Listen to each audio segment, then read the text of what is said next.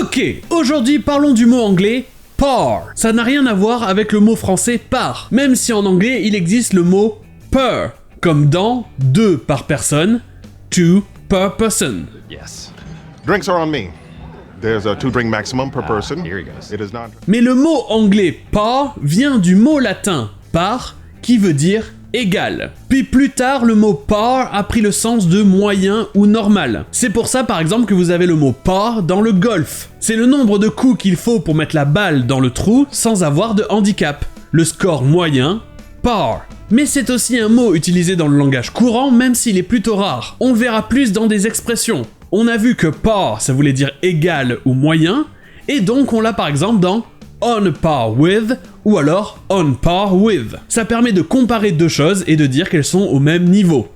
Well, technically speaking, the procedure is brain damage, but it's on a par with a night of heavy drinking.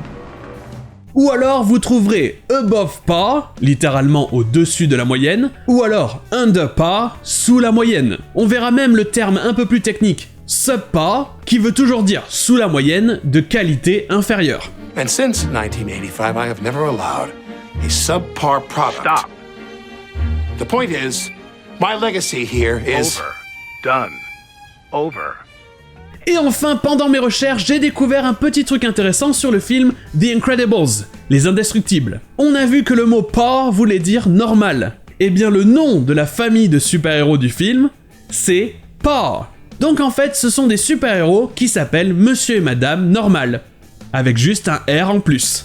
Tiny bitch. Dashiell Robert Parr, you are an incredibly competitive boy, and a bit of a show-off. The last... Et voilà pour Par, et sur ce je vous dis, à demain.